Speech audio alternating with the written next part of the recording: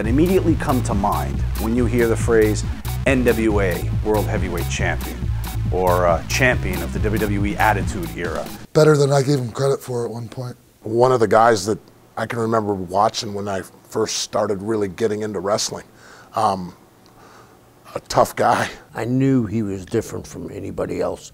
He looked like the World Heavyweight Champion. Just an incredible talent. I'm not sure I'd place him at 4. See, the problem with this is you're talking about, it's apples and oranges. You're talking about the 1970s and you're talking about the 2000s. You know, not to try to take a stab at anybody, but we've seen some of the abysmal movies that other wrestlers have made in the past that are embarrassing to watch. Every tool had everything, has everything, can talk, has the look, can work. I was so in a hurry to put him at #1. No doubt.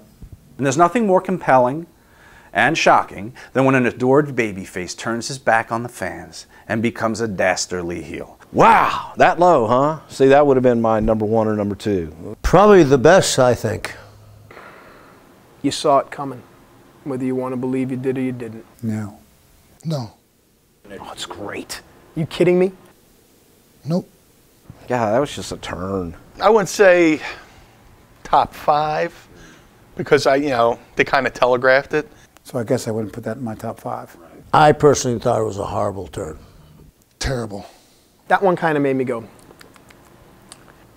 Wow. He was so over as a babyface, so over. You're selling merchandise and then he's playing a guitar. When you can shock the fans today, that's saying something, because the fans want to believe they're smarter than us in the business. They're smarter than anybody that writes the storylines. The most creative bookers were often the people responsible for what you saw on TV and at the arenas that kept you coming back for more week after week.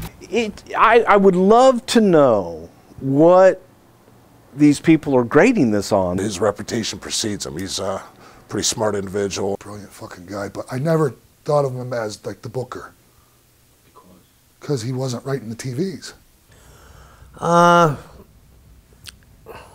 He's like a fine wine in my mind, because you may not appreciate it when it's first bottled, but the older it gets better and better, and the nuances of it come through better and better and more pronounced. He played a big role in my career and the total package and whole creation, so I think he's a pretty big omission not to have him in the top 5, come to think of it. I'm calling shenanigans on this fucking list.